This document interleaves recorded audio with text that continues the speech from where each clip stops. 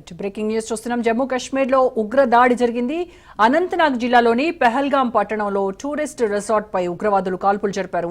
ఈ ఘటనలో 27 మంది టూరిస్టులు చనిపోయారు. 20 మంది పర్యాటకులు గాయపడ్డారు. సమాచారం అందుకున్న ఆర్మీ, జమ్మూ కాశ్మీర్ పోలీసులు సంఘటనా స్థలానికి చేరుకుని సహాయక చర్యలు చేపట్టారు. గాయపడ్డ వాళ్ళని చికిత్స కోసం హాస్పిటల్ కు తరలించినట్టు పోలీసులు వెల్లడించారు.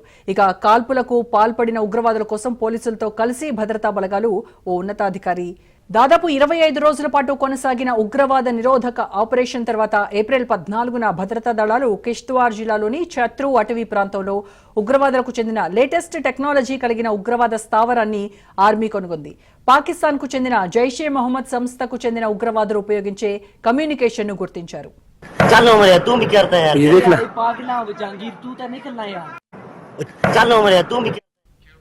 జమ్మూ కాశ్మీర్లో విషాదం నెలకొంది. ఉగ్రదాడిలో 27 మంది మృతి చెందారు. పహల్గాంలో టూరిస్టులపై టెర్రరిస్టులు కాల్పులు జరిపారు. ట్రెక్కింగ్ కు వెళ్లిన టూరిస్టులపై 7 ఉగ్రవాదులు పంజా విసిరారు. మరో 20 మంది పరిస్థితి విషమంగా ఉన్నట్టు సమాచారం. దీంతో హుటాహుటిన ఘటనా స్థలానికి కేంద్ర హోంశాఖ మంత్రి అమిత్ షా బయలుదేరారు. దాడికి పాల్పడింది తామేనని ప్రకటించింది టీఆర్ఎఫ్. चलो मरिया तू भी करता है यार, ये देखना पागला जहांगीर तू तो निकलना यार, चलो मरिया तू भी करता है यार. జమ్మూ కాశ్మీర్లో ఉగ్రవాదులు పంజా విసిరారు. పహల్గాంలో టూరిస్టులపై కాల్పులు జరిపారు. ఇటీవలి కాలంలో భూతల స్వర్గం జమ్మూ కాశ్మీర్లో పర్యాటకుల తాకిడి పెరిగింది. అక్కడ ప్రజాప్రభుత్వం ఏర్పడినప్పటి నుంచి టూరిజం ఆశాజనకంగా సాగుతోంది. ఇలాంటి తరుణంలో ఉగ్ర కాల్పులు కలకలం రేపుతున్నాయి. దాయాది పాకిస్తాన్ విషయంలో కఠినంగా ఉండాలని నిపుణులు హెచ్చరిస్తున్నారు. లేటెస్ట్ ఇన్ఫర్మేషన్ మా ప్రతినిధి రాజిరెడ్డి లైవ్ లో అందిస్తారు. రాజిరెడ్డి, ఈ మధ్యనే జమ్మూ కాశ్మీర్లో పరిస్థితులు అన్ని కూడా మనకు అనుకూలంగానే ఉంటున్నాయి కాబట్టి అందరూ కూడా వెళ్లి పీస్ఫుల్ గా జమ్మూ కాశ్మీర్ వెదర్ ని, అక్కడ ఉన్నటువంటి వీటన్నింటినీ కూడా ఎంజాయ్ చేయొచ్చు అని చాలా మంది అనుకుంటున్నటువంటి ఈ తరుణంలో ఇప్పుడిప్పుడే అక్కడ పీస్ నెలకొంటూ ఉంది. సో ఈ టైంలో ఎక్కువగా టూరిస్టులు వెళ్తున్నారు. ఇప్పుడు ఇలాంటి పరిస్థితుల్లో అక్కడ ఈ ఉగ్ర దాడి జరగడం నిజంగా ఒక భయానక పరిస్థితిని క్రియేట్ చేసిందనే చెప్పాలి. సో మొత్తానికి ఇది టీఆర్ఎఫ్ సంస్థ తామే అని కూడా ప్రకటించుకుంది. ఏం చెప్తున్నారు కేంద్ర హోంశాఖ దీనిపైన? ఇది అత్యంత విషాదకరమైన ఘటన అని చెప్పుకోవచ్చు. ముఖ్యంగా చూసుకున్నట్టయితే జమ్మూ కాశ్మీర్ ఎన్నికలు జరిగాయి. జమ్మూ కాశ్మీర్లో ప్రభుత్వం ఏర్పడింది. ఇక దేశంలో ఎవరైనా కూడా జమ్మూ కాశ్మీర్కు వెళ్ళొచ్చు, అక్కడ స్వేచ్ఛగా జీవించవచ్చు. అంతేకాకుండా జమ్మూ కాశ్మీర్లో కూడా ఏదైనా కొనుగోలు చేయొచ్చు అనేది కూడా కేంద్ర ప్రభుత్వము అక్కడ ప్రభుత్వం ఏర్పడడం వల్ల అందరూ ధీమాగా ఉన్నారు. అయితే అనుకోని విధంగా విషాదకరమైనటువంటి సంఘటన చోటు చేసుకుందని చెప్పుకోవచ్చు. ఒకేసారి ఉగ్రవాదులు అక్కడికి వెళ్ళినటువంటి టూరిస్టుల పైన విరుచుకపడ్డారు, కాల్పులు జరిపారు. ఏకంగా 27 మంది చనిపోయినట్టు తెలుస్తుంది. 20 మంది పరిస్థితి విషమంగా ఉన్నట్టు తెలుస్తుంది. పహల్గాంలో ఈ యొక్క ఉగ్రవాదులు కాల్పులు జరిపారు. ఈ కాల్పుల్లో దాదాపు 27 మంది చనిపోయారు. అయితే ఇప్పుడు చూసుకున్నట్టయితే ఉన్న పలంగా ఉటావుటిన కేంద్ర హోంశాఖ మంత్రి అమిత్ షా ఆ సంఘటన స్థలానికి బయలుదేరారు. అసలు ఈ ఘటన ఏ రకంగా జరిగిందో తెలుసుకునే ప్రయత్నం చేస్తున్నారు. అంతేకాకుండా ఉన్నత స్థాయి సమీక్ష సమావేశం నిర్వహించారు. ఎందుకంటే ఉగ్రవాదులు ఏ రకంగా వచ్చినట్టు, ఎట్లా చొరబడినట్టు, ఎట్లా కాల్పులు జరిపినట్టు, ఈ సంఘటన ఎట్లా జరిగింది, దాదాపు 47 మంది అంటే 27 మంది చనిపోయారు, 20 మంది పరిస్థితి విషమంగా ఉన్నది. ఇదంతా కూడా ఇంటెలిజెన్స్ వ్యవస్థ ఏం చేస్తుంది అనేది కూడా కోణంలో పెద్ద ఎత్తున ఉన్నత స్థాయి సమీక్ష సమావేశాన్ని కూడా అమిత్ షా నిర్వహిస్తున్నారు. అంతేకాకుండా ప్రధానమంత్రి నరేంద్ర మోడీ కూడా అమిత్ షాకు ఫోన్ చేశారు. అక్కడ ఉన్నటువంటి పరిస్థితిని కూడా తెలుసుకున్నారు. ముఖ్యంగా చూసుకున్నట్టయితే అమిత్ షా అక్కడ ఉన్నటువంటి పరిస్థితిని కూడా ప్రధానమంత్రికి వివరించారు. ప్రధానమంత్రి కూడా అసలు ఎవరిని వదిలిపెట్టము, ఈ సంఘటన చాలా బాధాకరము, దురదృష్టకరము, దీనికి బాధ్యులైనటువంటి వారిని ఎట్టి పరిస్థితిలో ఉపేక్షించము, ఏదైతే కేంద్ర ప్రభుత్వం ఉందో ఉగ్రవాదులకు వ్యతిరేకంగా చీల్చి చెండాడుతుంది అనేది కూడా అతను సందేశం పంపించారు. అంతేకాకుండా పార్టీలకు అతీతంగా మల్లికార్జున ఖర్గే కాంగ్రెస్ అధ్యక్షులు కూడా ఈ ఘటన చాలా బాధాకరము, అన్ని రాజకీయ పార్టీలు అంతా కూడా ఏకతాటిపైకి రావాలి, ఇది ఒక మాయని మచ్చ, ఇలాంటిది ఎలాంటి ఘటనలు జరగకుండా ఉక్కు పాదంతో అణిచివేయాలనేది కూడా ఏఐసిసి అధ్యక్షుడు మల్లికార్జున ఖర్గే స్పష్టం చేశారు. అసదుద్దీన్ ఓవైసీ కూడా ఎంఐఎం అధినేత కూడా తీవ్రంగా సంతాపాన్ని వ్యక్తం చేశారు. అంతేకాకుండా ఈ ఘటన బాధాకరమని కూడా స్పష్టం చేశారు. అన్ని పార్టీలు ఏకతాటిపైకి రావాలి, ముక్తకంఠంతో ముందుకెళ్లాలి, ఈ ఉగ్రవాదాన్ని అణచివేయాలని కూడా అన్ని పార్టీలు ఏకతాటిపైకి వస్తున్నాయి. ఈ ఉగ్రవాద చర్యను మాత్రము ప్రధానమంత్రి నరేంద్ర మోడీ తీవ్రంగా ఖండించారు. ఎవరైనా సరే దీని బాధ్యులు ఎవరున్నా సరే వారిని వదిలిపెట్టాము, ఉగ్రవాద చర్యను ఎట్టి పరిస్థితుల్లో కూడా ఉపేక్షించాము, ఉక్కు పదంతో అణిచివేస్తాము, దోషులు ఎవరైనా తేలినా కానీ వారిని ఖచ్చితంగా శిక్షిస్తామనేది కూడా ప్రధానమంత్రి స్పష్టం చేశారు. అయితే ఎవరైతే చనిపోయిన కుటుంబాలు ఉంటాయో వారికి ప్రగాఢ సానుభూతిని సంతాపాన్ని కూడా తెలియజేశారు. మొత్తానికి చూసుకున్నదైతే అక్కడికి వెళ్ళినటువంటి టూరిస్టులు ట్రెక్కింగ్ నిర్వహిస్తున్నటువంటి సమయంలో ఈ యొక్క సమయం అనుకూలంగా ఉందని భావించి అక్కడ కాల్పులు జరిపారు. ఉగ్రవాదుల కాల్పుల్లో దాదాపు ఇది పెద్ద ఘటన అని చెప్పుకోవచ్చు. 27 మంది చనిపోవడం అంటే మామూలు విషయం కాదు. 20 మంది చనిపోవడం, 20 మంది విషమంగా ఉన్న పరిస్థితి అంటే దాదాపు 47 కుటుంబాల పరిస్థితులు అగమ్య గోచరంగా మారాయని చెప్పుకోవచ్చు. ఈ ఉగ్రవాదుల చర్యను తీవ్రంగా ఖండిస్తున్నారు. అయితే జమ్మూ కాశ్మీర్లో స్వేచ్ఛ వాయువులు వచ్చాయి, ప్రభుత్వం ఏర్పడింది అని భావిస్తే ఆ తరుణంలో ఇలాంటి ఘటన చేసుకోవడము, ఇక ఇంటెలిజెన్స్ వ్యవస్థ కూడా ఏం చేస్తుంది అనేది అర్థం కానిటువంటి పరిస్థితులు అయితే ఉంది. మొత్తానికి చూసుకున్నట్టయితే ఎవరైతే ఈ దాడికి పాల్పడ్డారో వారిని ఎట్టి పరిస్థితుల్లో వదిలిపెట్టామని చెప్తున్నారు. దాడికి పాల్పడింది తామే అని ప్రకటించుకుంది టీఆర్ఎఫ్ ప్రకటించుకుంది. మొత్తానికైతే ఈ యొక్క ఉగ్రవాద దాడి జరగడము, అదేవిధంగా ఈ దాడిపైన అన్ని రకాలైనటువంటి పార్టీలు స్పందించడము, అన్ని పార్టీలు ఏకం కావాలి, అదేవిధంగా ఈ ఉగ్రవాద చర్యను ఖండించాలనేది డిసైడ్ అయినాయి. ఉన్న పలంగా అమిత్ షా ఆ సంఘటన స్థలానికి వెళ్ళారు. ప్రధానమంత్రి నరేంద్ర మోడీ అయితే ఫోన్ చేసి అక్కడ ఉన్నటువంటి పరిస్థితి తెలుసుకుంటున్నారు. మొత్తానికైతే వారిని ఎంత త్వరగా వీలైతే అంత త్వరగా ఆ ఉగ్రవాదులను ఎవరు వారిని పట్టుకునే ప్రయత్నంలో అయితే కేంద్ర ప్రభుత్వం ఉంది. ఎట్టి పరిస్థితుల్లో కూడా వదిలిపెట్టమని కూడా ప్రధానమంత్రి నరేంద్ర మోడీ చెప్పారు రోజా. అయితే రాజిరెడ్డి, ఇప్పటికే మన ఇండియన్ ఆర్మీ అలాగే అక్కడ జమ్మూ కాశ్మీర్ పోలీసులతో సహా వీళ్ళందరూ కలిసి భద్రతా బలగాలన్నీ కూడా అక్కడ ఉన్నటువంటి ప్రాంతాన్ని సీల్ చేసి అక్కడ టెర్రరిస్టులను కనిపెట్టడానికి కూడా వాళ్ళు ఇప్పటికే ఆపరేషన్ కూడా స్టార్ట్ చేశాయి. అయితే ఎవరైతే ఈ టీఆర్ఎఫ్ ద రెసిస్టెన్స్ ఫ్రంట్ అనేటువంటి సంస్థ మేమే ఈ కాల్పులకి పాల్పడ్డాము అని ప్రకటించుకున్నారో వాళ్ళు ఈ దాడి చూస్తే కూడా చాలా ఎంత ఆర్మీ యూనిఫామ్లో వచ్చారు. వాళ్ళు కూడా రావడం కూడా ఆర్మీ యూనిఫామ్లో వచ్చి అక్కడ ఉన్నటువంటి ఒక గ్రూప్ ఆఫ్ టూరిస్టులు ఎవరైతే ఉన్నారో వాళ్ళపైన కాల్పులు జరిపారు. అది కూడా మళ్ళీ ముస్లిం ఏతరులా కాదా అనేది కూడా తెలుసుకోవడానికి వాళ్ళు అక్కడ ఉన్నటువంటి టూరిస్టుల ఐడి కార్డ్స్ తీసుకొని చూసి ముస్లింలు కాదు అని అనుకున్న వాళ్ళందరినీ చంపేశారు. అంటే ముస్లింలను మాత్రం వాళ్ళను పక్కన పెట్టి కాపాడినటువంటి పరిస్థితి. అందులో ఒక లేడీ వాళ్ళ హస్బెండ్ ముస్లిం అని చెప్పినప్పటికీ కూడాను ఐడి కార్డ్ చూసి అందులో కూడా చంపేశారని మనకి ఇన్ఫర్మేషన్ తెలుస్తుంది. సో ఈ రకంగా జరుగుతుంటే మరి అక్కడ ఉన్నటువంటి మనము సెక్యూరిటీ ఫోర్సెస్ని పెంచుతున్నాము, బట్ స్టిల్ ఇలాంటివి జరుగుతూ ఉండడంలో మన భద్రతా లోపమే కారణం అనుకోవచ్చు అంటారా?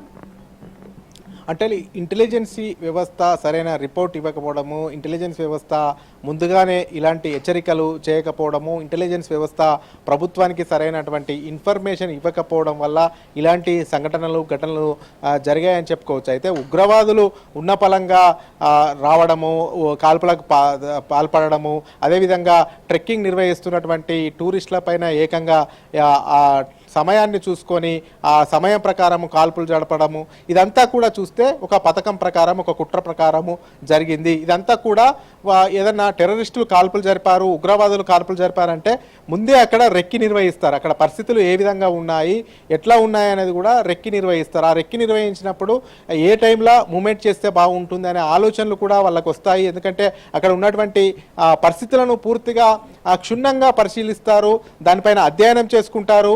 ఏ సమయంలో కాల్పులు జరిపితే బాగుంటుంది, ఏ రకంగా ఈ పైన దాడులు చేయాలి, ఎట్లా మూమెంట్ చేయాలి అనేది కూడా పూర్తిగా కొన్ని రోజుల ముందు నుంచో అక్కడ రెక్కి నిర్వహిస్తేనే ఇదంతా తెలుస్తుంది. ఒక కొత్త ప్రదేశానికి వెళ్ళి అక్కడ కొత్త ప్రదేశంలో ఏదైనా పని చేయాలంటే ఆ ప్రదేశాన్ని పూర్తిగా తమ ఆధీనంలోకి తెచ్చుకోవాలి, తమ గ్రిప్లోకి తెచ్చుకోవాలి, ఏ రకంగా కాల్పులు జరపాలి, ఎక్కడి నుంచి రావాలి, ఏ రకంగా పారిపోవాలి, ఇవన్నీ కూడా ఒక స్కెచ్ ప్రకారం, ఒక ప్రణాళిక ప్రకారం ఉంటాయి. అయితే ఈ ఉగ్రవాదులు కూడా అక్కడ పూర్తిగా అక్కడ రెక్కి నిర్వహించారు, అక్కడ నిఘా నిర్వహించారు. అదేవిధంగా ఏ రకంగా కాల్పులు జరపాలనేది కూడా ముందస్తు ప్లానే అయి ఉంటుంది. అయితే ఈ ప్లాన్ను పసిగట్టడంలో ఇంటెలిజెన్స్ వ్యవస్థ కాస్త ఫెయిల్ అయినట్టే చెప్పుకోవచ్చు. ఇంటెలిజెన్స్ వ్యవస్థ కనుక, నిఘా సిబ్బంది కనుక కరెక్ట్ ఉంటే ఈ యొక్క దారుణం జరగపోయేది అనేది కూడా గతంలో కూడా చాలా సంఘటనలు చూశాము. అదేవిధంగా ఇప్పుడు కూడా ఈ ఘటన జరిగిందని కూడా భావించవచ్చు. మొత్తానికి చూసుకున్నట్టయితే ఉగ్రవాదుల దాడిని ముక్త కంఠంతో యావత్ దేశం ఖండిస్తూ ఉంది. పార్టీలకు అతీతంగా అన్ని రాజకీయ పార్టీలు కూడా తీవ్రంగా ఖండిస్తూ ఉన్నాయి. ఎవరైతే ఉగ్రవాద దాడులు చేశారో ఈ యొక్క ఉగ్రవాదులను ఖచ్చితంగా తొందరలోనే పట్టుకోవాలనేది కూడా పెద్ద ఎత్తున డిమాండ్ వినిపిస్తుంది. అందులో భాగంగానే ప్రధానమంత్రి ఏకంగా వారిని సాధ్యమైనంత తొందరగా చట్టం ముందు నిలబెడతాము, వారిని సాధ్యమైనంత తొందరగా పట్టుకుంటాం, వారిపైన ఉక్కుపాదం మోపుతాం అనేది కూడా ప్రధానమంత్రి స్పష్టం చేశారు. అయితే మన దేశానికి గత కొన్ని రోజుల నుంచి చూసుకుంటే, కొన్ని సంవత్సరాల నుంచి కాస్త సెక్యూరిటీ పరంగా బాగా ఉండేది. గతం నుంచి ఉగ్రవాద దాడులు జరగలేదు. ఈ మధ్యకాలంలో ఎన్డీఏ ప్రభుత్వం ఏర్పడిన తర్వాత ఉగ్రవాదులు పెద్ద ఎత్తున దేశంలోకి చొరబడడం కానీ, ఇలాంటి దాడులకు పాల్పడడం కానీ చేయలేదు. ఒకసారి చేసిన నేపథ్యంలో సర్జికల్ స్ట్రైక్ మనం చేశాము, మన దేశం తరఫున సర్జికల్ స్ట్రైక్ చేసింది. ఈసారి కూడా ఖచ్చితంగా ఉగ్రవాదుల నిఘాను పూర్తిగా కేంద్ర ప్రభుత్వం ఛేదిస్తుంది అనేది కూడా చాలామంది నమ్మకాన్ని వ్యక్తం చేస్తున్నారు. ముఖ్యంగా ఎవరైతే ఈ యొక్క టెర్రరిస్టులు వచ్చి టూరిస్టులపై ఈ యొక్క కాల్పులు జరిపడము, హతమార్చడము, 27 మంది చనిపోవడం, 27 మందిని పొట్టన పెట్టుకోవడం, 20 మంది పరిస్థితి విషమంగా ఉండడం, ఇదంతా కూడా దేశంలో చాలా బాధాకరమని చెప్పుకోవచ్చు, దురదృష్టకరమైనటువంటి ఘటన అని చెప్పుకోవచ్చు. ఇది అన్ని పార్టీలు ఆ కుటుంబ సభ్యులకు తీవ్ర సంతాపం చెప్పాయి, విచారణ వ్యక్తం చేశాయి. ఇక కేంద్ర ప్రభుత్వం ఉన్నటువంటి ముందు ఉన్న లక్ష్యం ఒకటే, వాళ్ళు ఎవరొచ్చారు, ఎక్కడ దాడి చేశారు, ఏ రకంగా ఎన్ని రోజుల నుంచి జరుగుతున్నాయి ఈ స్కెచ్, ఇంకా ఎక్కడెక్కడ దాడులు చేయాలనుకుంటున్నారు, ఎక్కడెక్కడ కాల్పులు జరపాలనుకుంటున్నారు, ఎక్కడెక్కడ ఈ టీఆర్ఎఫ్ ఎక్కడెక్కడ ఇంకా దేశంలో ఇలాంటి సంఘటనలు చేయాలని భావిస్తున్నాయి, వాటిని పట్టుకోవడం అనేది మస్ట్. ఇప్పుడు ఈ యొక్క ప్రభుత్వం కూడా అదే ఆలోచనలో ఉన్నట్టుంది. అందులో భాగంగానే కేంద్ర హోంశాఖ మంత్రి అమిత్ షా ఉన్నత స్థాయి సమీక్ష సమావేశం నిర్వహించారు. త్వరలోనే సాధ్యమైనంత తొందరగా ఈ యొక్క కాల్పులకు పాల్పడ్డ టెర్రరిస్టులను పట్టుకోవాలనేది కూడా పెద్ద ఎత్తున డిమాండ్ వినిపిస్తుంది. Roja. Right, thank you Rajireddy.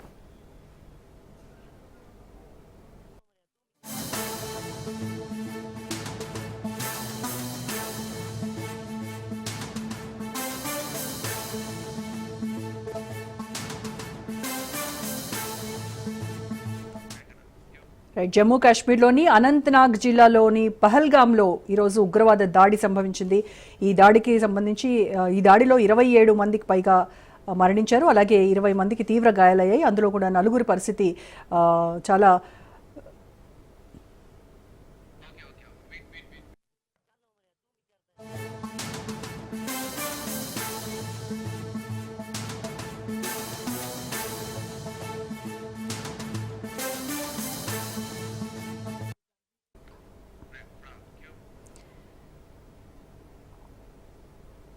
Right. ఈరోజు మధ్యాహ్నం 2:30 గంటల సమయంలో జమ్మూ కాశ్మీర్ పహల్గామ్ జిల్లాలో దాడి జరిగింది, ఉగ్రవాదులకు దాడి జరిగింది. ఈ దాడి మేమే చేశాము అని ఇప్పటికే టీఆర్ఎఫ్ అనేటువంటి సంస్థ, ద రెసిస్టెన్స్ ఫ్రంట్ అనేటువంటి సంస్థ ప్రకటించుకుంది.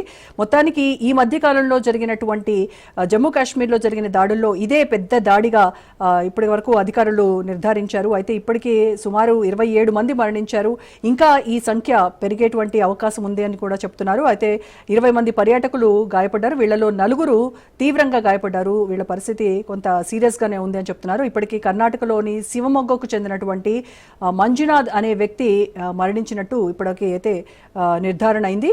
అలాగే ఆర్మీ యూనిఫామ్లో ఉన్నటువంటి ఉగ్రవాదులు ఒక గ్రూప్ ఆఫ్ టూరిస్టుల పైన అక్కడ ట్రెక్కింగ్ చేస్తూ ఉన్నారు, వాళ్ళపైన ఈ కాల్పులకి తెగబడ్డారు. అక్కడ ఉన్నటువంటి ప్రత్యక్ష సాక్షులు చెప్తున్న దాని ప్రకారం చూస్తే ఈ దాడి చేసిన వాళ్ళు ఎవరైతే అక్కడ టూరిస్టులు ఉన్నారో వాళ్ళ గుర్తింపు కార్డులను తీసుకొని దాన్ని వీళ్ళు వెరిఫై చేసి వాళ్ళు ముస్లిమేతరులని మాత్రమే లక్ష్యంగా చేసుకున్నారు, వాళ్ళపైనే దాడికి పాల్పడినట్టుగా, కాల్పులకు పాల్పడినట్టుగా తెలుస్తుంది. అయితే ఇందులో ఒక బాధితురాలు ఆమె తన భర్తను ముస్లిం కాదని చెప్పి నాకు కూడా కాల్చారు అని చెప్పేసి ఆవిడ చాలా రోధిస్తున్నటువంటి పరిస్థితి ఉంది అక్కడ. అలాగే పాకిస్తాన్ ఆధారిత లష్కరే తోయిబా సంస్థకు సంబంధించినటువంటి, ఆ శాఖకు సంబంధించినటువంటి టీఆర్ఎఫ్ ద రెసిస్టెన్స్ ఫ్రంట్ ఈ దాడికి తామే బాధ్యత అని ఇప్పటికే ప్రకటించింది. అయితే భారత సైన్యం అలాగే జమ్మూ కాశ్మీర్ పోలీసులతో సహా భద్రతా బలగాలు ఆ ప్రాంతాన్ని ఇప్పటికే సీజ్ చేశారు. అలాగే ఉగ్రవాదులను నిర్వీర్యం చేయడానికి కూడా ఇప్పటికే ఆపరేషన్స్ కూడా అక్కడ ప్రారంభించారు. అయితే గాయపడ్డ వాళ్ళని జిఎంసీ అనంతనాగ్తో సహా మిగతా హాస్పిటల్స్ కూడా తరలించి వాళ్ళకి చికిత్స అందిస్తున్నారు. అలాగే సైనిక హెలికాప్టర్లు కూడా అక్కడికి రంగంలోకి దిగినట్టు సమాచారం. ప్రధానమంత్రి నరేంద్ర మోడీ మనకు తెలుసు సౌదీ అరేబియా టూర్లో ఉన్నారు ఆయన. సో ఆయన ఈ దాడిపైన స్పందించారు. ఈ దాడిని ఖండిస్తూ ఎవరైతే బాధ్యులు ఉన్నారో వాళ్ళని ఖచ్చితంగా న్యాయం ముందు నిలబెడతానని కూడా ఆయన హామీ ఇచ్చారు. కేంద్ర హోంమంత్రి అమిత్ షా ఇప్పటికే ఆయన జమ్మూ కాశ్మీర్కు బయలుదేరారు. అక్కడ అవసరమైనటువంటి చర్యలన్నీ కూడా తీసుకోవాలని ఆదేశాలు కూడా ఇచ్చారు. ఇక శ్రీనగర్కి బయలుదేరినటువంటి కేంద్ర హోంమంత్రి అమిత్ షా ఇంటెలిజెన్స్ బ్యూరో అలాగే జమ్మూ కాశ్మీర్ పోలీసులతో కూడా అత్యవసర భద్రతా సమీక్ష సమావేశాన్ని నిర్వహించి దాడి చేసిన వాళ్ళకి కఠిన శిక్ష విధిస్తామని కూడా ఆయన ఇప్పటికే ప్రతిజ్ఞ చేశారు. ఇక జమ్మూ కాశ్మీర్ ముఖ్యమంత్రి ఒమర్ అబ్దుల్లా ఈ దాడిని చాలా అసహ్యకరమైంది అని కూడా ఆయన చెప్తున్నారు. అలాగే దాడి చేసిన వాళ్ళని ఒక యానిమల్స్ జంతువులతో కూడా ఆయన పోల్స్తున్నారు. ఈ మృగాలు అని చెప్పి కూడా ఆయన మాట్లాడారు. మరణాల సంఖ్యను ధృవీకరించడానికి ఇప్పటికీ వాళ్ళు స్టాప్ చేశారు. ఎందుకంటే ఇది కంప్లీట్గా ఎంతమంది చనిపోయారనేది ఒక నిర్ధారణకు వచ్చిన తర్వాత మాత్రమే ఇది అఫీషియల్గా అనౌన్స్ చేస్తామని చెప్తున్నారు. అలాగే లెఫ్టినెంట్ గవర్నర్ మనోజ్ సిన్హా గాయపడిన వాళ్ళకి తక్షణం వైద్య సహాయం అందించాలని కూడా ఆదేశించారు. అలాగే ఇక రాష్ట్రపతి ద్రౌపది ముర్ము కూడా ఈ దాడిని షాకింగ్ అండ్ సాడ్ అని కూడా ఆవిడ దీన్ని చెప్తున్నారు. అలాగే ఇది అమానవీయ చర్యగా ఆవిడ దీన్ని ఖండించారు. అలాగే కర్ణాటక ముఖ్యమంత్రి సిద్ధరామయ్య కూడా దీనిపైన అత్యవసర సమావేశం నిర్వహించి కొందరు బాధితులు, ఎందుకంటే అక్కడ ఉన్నటువంటి టూరిస్టులో కర్ణాటకకు చెందినటువంటి వాళ్ళు ఉన్నారు కాబట్టి వాళ్ళు వెంటనే స్పందించి చర్యలను తీసుకొని అక్కడ చర్యలకు సంబంధించి సమన్వయం చేయడానికి బృందాలను కూడా కర్ణాటక నుంచి పంపుతామని చెప్తున్నారు. అలాగే ఇక మెహబూబా ముఫ్తీ కావచ్చు, అరవింద్ కేజ్రీవాల్, మల్లికార్జున్ ఖర్గే, రాహుల్ గాంధీ వంటి రాజకీయ నాయకులు కూడా ఈ దాడిని తీవ్రంగా ఖండించారు. ఉగ్రవాదానికి వ్యతిరేకంగా మనందరం కలిసికట్టుగా పోరాడాలి అని కూడా వాళ్ళందరూ పిలుపునిచ్చారు. అలాగే బాధితులు కూడా సంతాపం వ్యక్తం చేశారు.